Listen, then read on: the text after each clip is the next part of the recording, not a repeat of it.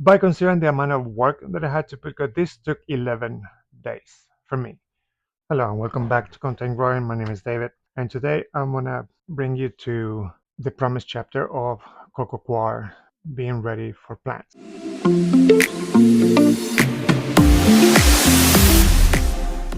When it comes to growing healthy plants, the quality of your growing medium makes all the difference. That's why I decided to take Coco Coir from its raw, compressed brick form and turn it into a premium ready substrate, properly washed, buffer, and dry.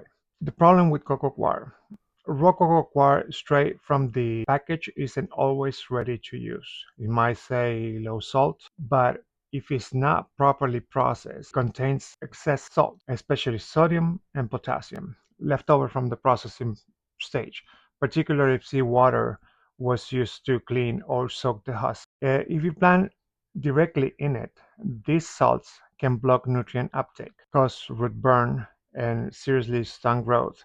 But the real issue goes even deeper. It's about the coco coir actually holds onto certain nutrients. So let me show you first. If you haven't seen it, I did a short video that you can see in my channel of the expansion of the cocoa bricks into the expanded form. That you can see there what you get from these bricks in particular. The package that I got didn't have any weight or any measurements for each brick, but I measured them myself, and they were about 8 inches by 4 inches each brick, and there were 4 of them. Out of the 4 of them, you can see on the video how much material you end up gaining. So I'm gonna work on this, and I'm gonna dissolve them for the next step. Break it up as much as I can. This is the amount you're gonna get out of those 4 bricks. The bricks were about 8 inches by 4 inches, and there were 4 of them. What you get is 33 quarts, and then I'm gonna show you how to wash it. I'm gonna talk about what salt and what other things this medium has that can harm your plants, especially aeroids. And at the end of this video, I'm going to show you how much of that material you get once the whole process is finished, and how much it weighs. So I mentioned wash, buffer, and dry. So let's jump into the washing stage. All right, so here we are, 24 hours later. As you see, it's like well soaked, and we're gonna go to the next step. I mean, this is gonna be, we're gonna measure what is water has drained out of the cocoa peat. After that, we're gonna determine what is the next step. So for me, the best way to do this is using like all pillowcases.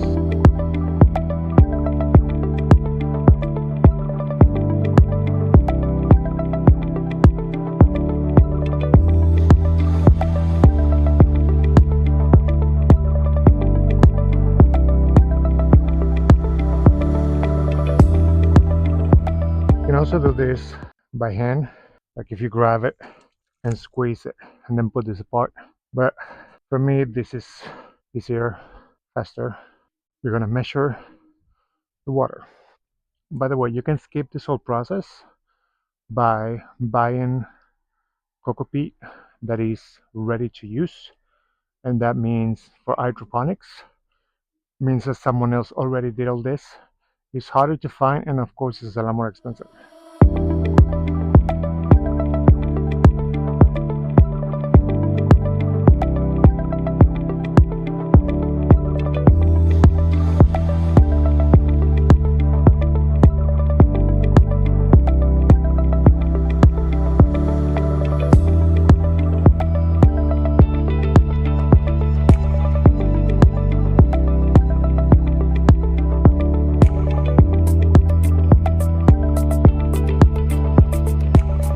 I will finish putting that into one of the bags and let it sip, because there's still cocoa peat in there.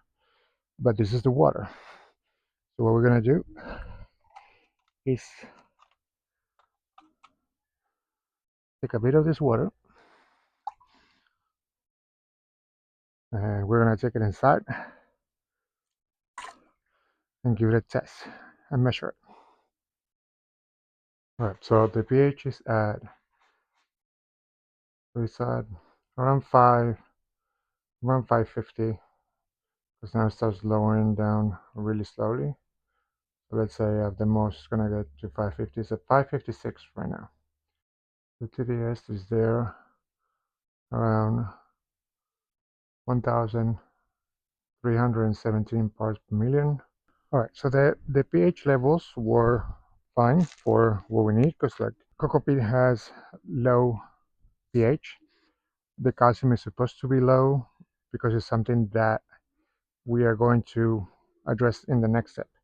But when it comes to the TDS, the part per million is still too high. We want to keep that down to under 700 parts per million. So we're gonna rinse this again. That means that I'm gonna empty these bags back in the container, soak them again, and wait another 24 hours.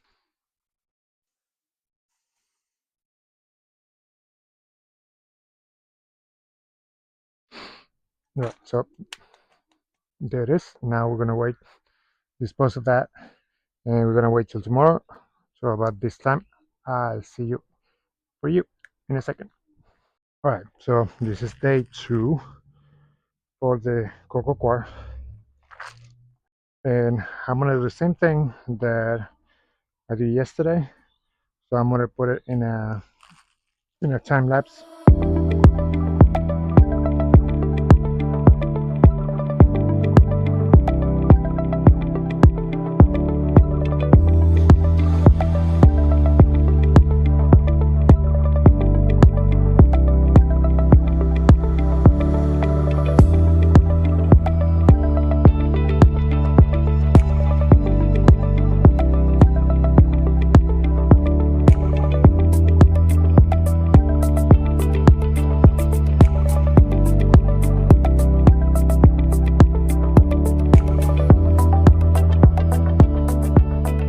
We just want to make sure that it's not alkaline. If the pH on the test that you're doing is above 7, it will be too much. That means it's still too much salt. It was below 6 yesterday, and it's below 6 now. It's already on 570. I don't know if you can see it right there.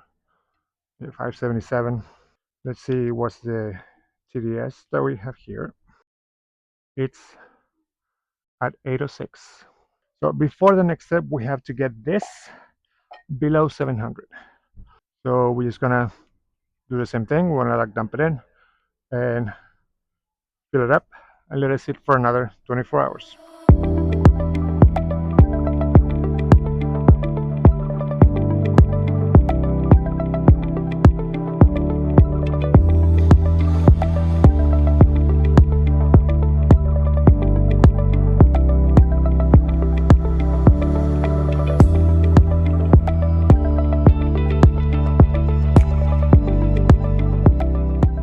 All right, so this is the third wash. I should have done it last night, but I threw my back out, so I couldn't do that.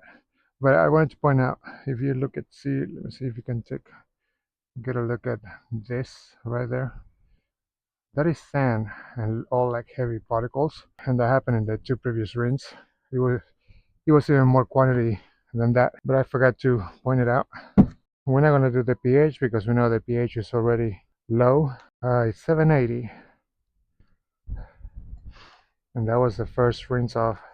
We have to do one more rinse, so it's not the last one.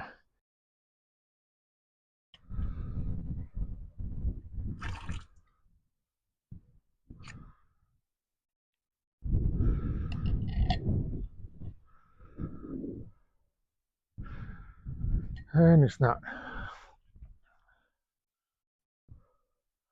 You can see it's still coming out at 829. We're gonna have to like give it another rinse, but we're gonna give it another rinse right now. So let me squeeze that one off. Then I'll dispose this water and fill it up again and see if we can get this done right now because it's taking too long. All right, so I bring in my well and now I'm filling it up. I'm gonna soak them again. I'm gonna leave them there for like another 30 minutes or an hour and come back and check out because the the runoff was still pretty dark. So I'm just gonna leave it again for another 30 minutes or an hour, like I said, and then we're gonna come back and try to finish this. All right, so it's been more than an hour. It's been like 3 or 4 hours, but I believe we're there. Let's take a look.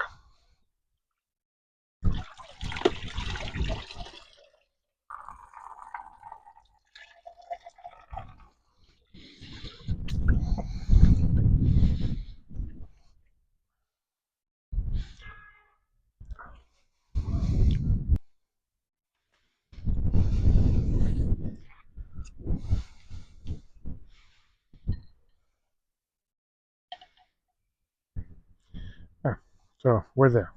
So it's under 700. So now it's ready for the next step. You can see here the readings. What we get from the readings is parts per million, but we don't know exactly what these parts are actually made of. We just know that these are part per millions that are in the presence of the wash off.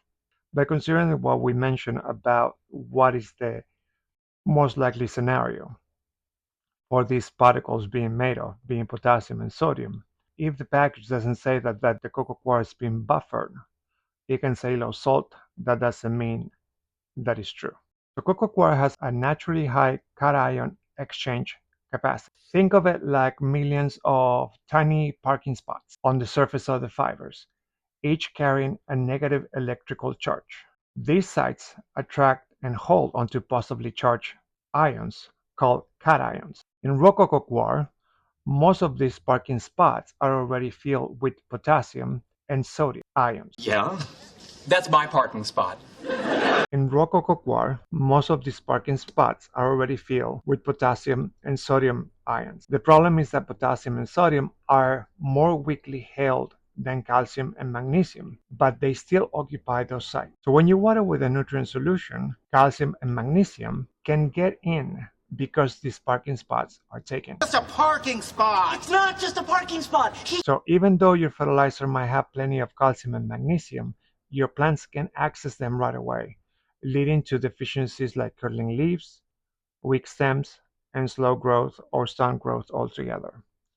So the first step that I just showed you, the washing, by hydrating and flushing the coir, we rinse away a large amount of the free sodium and potassium in the water, the ones not tightly bound to the fiber. This reduces the overall salt load, but the exchange sites are still mostly hold onto potassium and sodium. That's why we move into the buffering state. And let me show you how I do that. My tap water is 474. So if you're dealing with water that is that heavy in materials and salts and minerals, you will have to either do a reverse osmosis to get the best out of it, or use the still water or rainwater to do the next step. 32 liters in here, and then I'm gonna do 32 liters over there to buffer this coco peat. Because now that it's been washed and it has most of the salts and the sand and the potassium and sodium rinse off, now we have to buffer it because coco peat has the disadvantage of locking calcium and magnesium.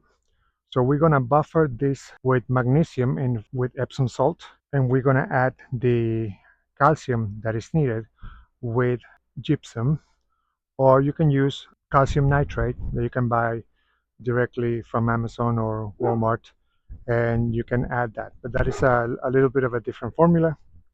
I'm going to share with you the formula for what I have. The formula, the Epsom salt, is about 5 to 10 grams per liter of water where you're gonna do the buffering. For the gypsum, is 2 to 4 grams. Every bucket is going to have 32 liters of water. So 32 liters, that means that we're going to have 320 grams of Epsom salt and 120 grams of gypsum. All right, so that's 120 grams of gypsum. It says between 5 and 10, so I don't want to like overload it with magnesium. So let's do 220, 120, and 220.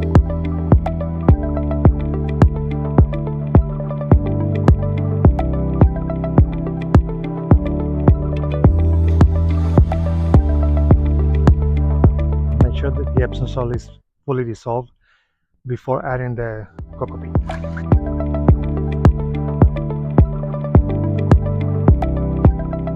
Now, this is a solution that I like to leave it for 3 days.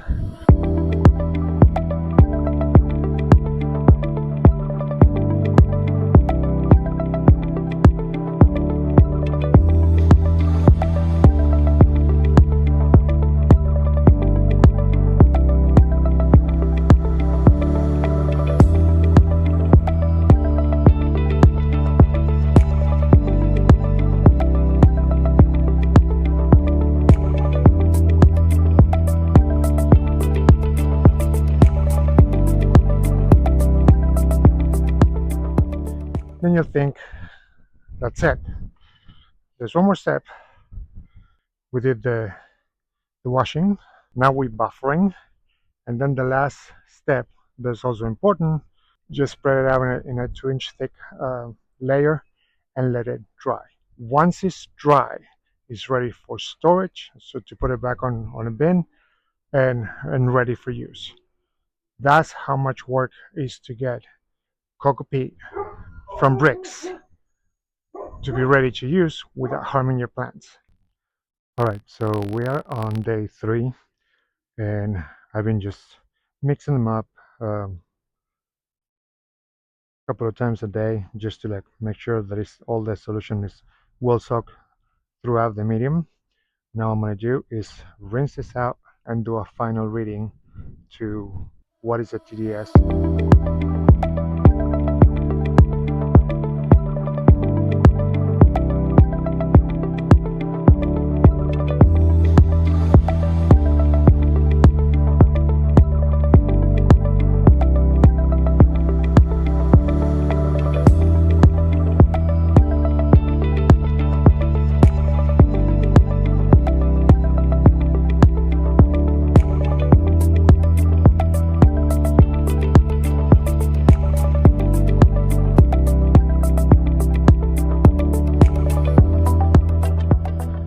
Alright, so let's do the final readings. The pH still going down at 660. See if you can see it.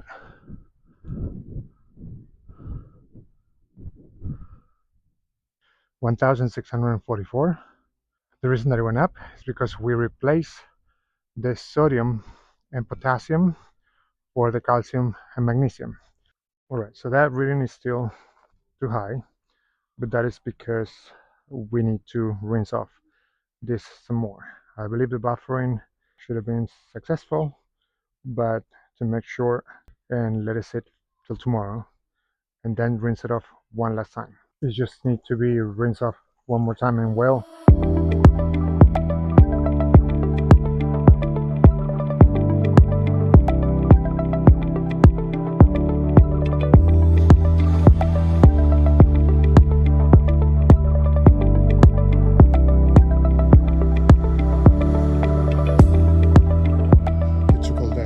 Finally 155. Considering that my base is 500 parts per million for my water, so my water being already 500 parts per million, that means that right here I have 355, which is the level that is safe for plants. When you get down between 300 and 400 parts per million in the runoff, with rainwater or distilled water, that's when that's when it becomes safe for plants. For me, my baseline is 500. If you use your tap water or reverse osmosis, you'll have to measure your water first to consider that your baseline, and then after that you can add the 3 to 400 parts per million to get to the safe level. So on this stage, basically what we did by buffering is doing a nutrient swap. We soak the cocoa coir in a solution rich in calcium and magnesium, often from calcium nitrate, in this case from gypsum, and magnesium sulfate or Epsom salt.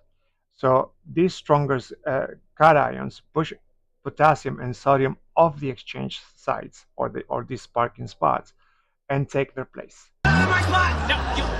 Because calcium and magnesium have double positive charge, they bind more tightly to the cocoa exchange sites than the single charge sodium and potassium. Once the swap happens, your cocoa coir is primed to release calcium and magnesium to the plant roots instead of locking them away. Now let's move to the final stage, which is drying. All right, so I've been trying to dry this for a couple of days, and as you can see, it doesn't dry out pretty fast. It doesn't dry out very fast, but what I want to get is the weight for you. This bucket that I'm using to store the final medium is 4 pounds, but there's still a lot of moisture here. And remember that there's in this batch there is a little bit of the batch that I had that it was not in the original food base.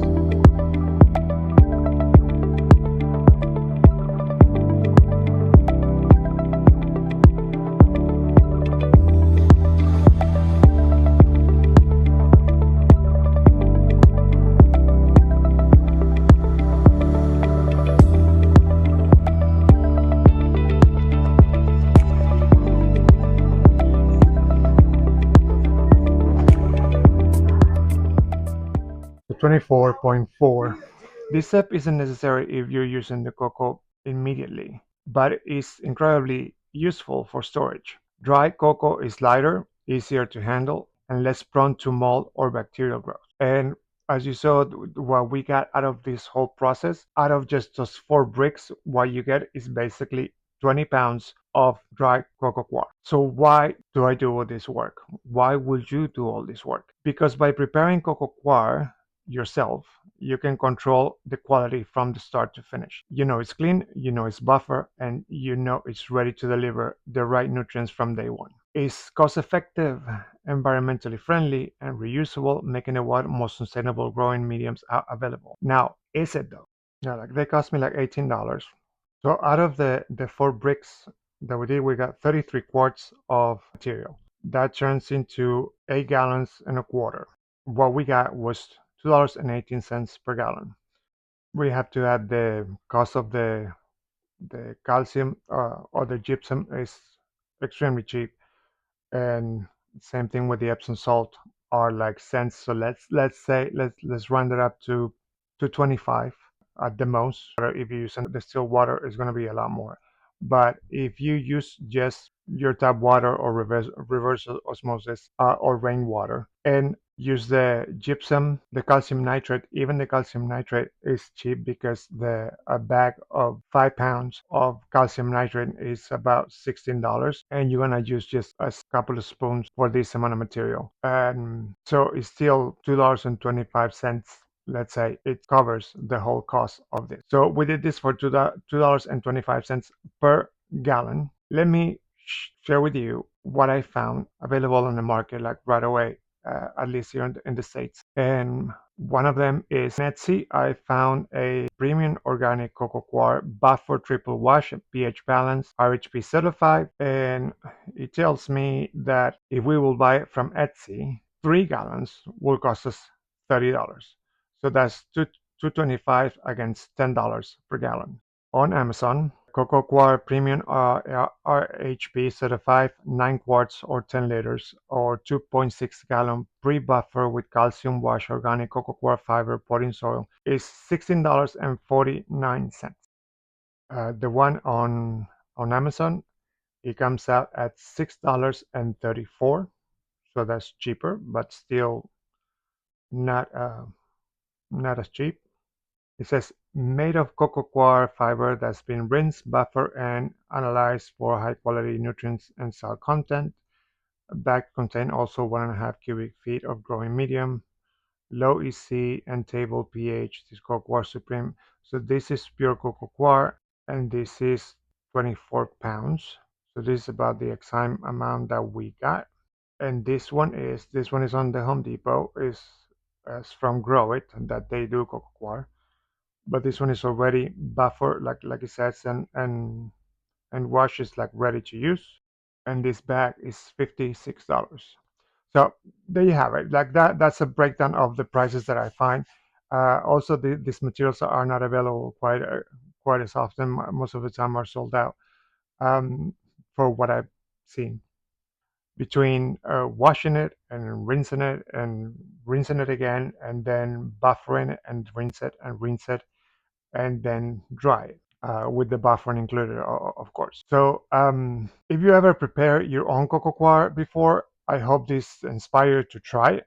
It's a simple investment of time that pays off in healthier roots, and you know exactly what you're getting because you process, you wash it, you buffer it, and you dry it. So you know exactly what you're dealing with. And again, I do not recommend to use this medium as the only growing medium.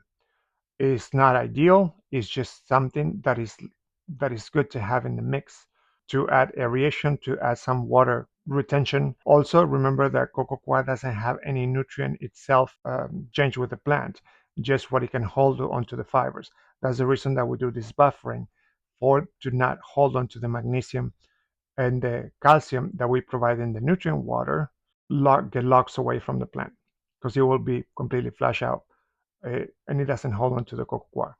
And I've been seen in the series wash, buffer, dry, and ready to grow. If you found this useful, don't forget to like and subscribe and share with fellow plant lovers. And check my other plant care guides for more tips and experiments like this one. Thank you so much for sticking around. I'm David.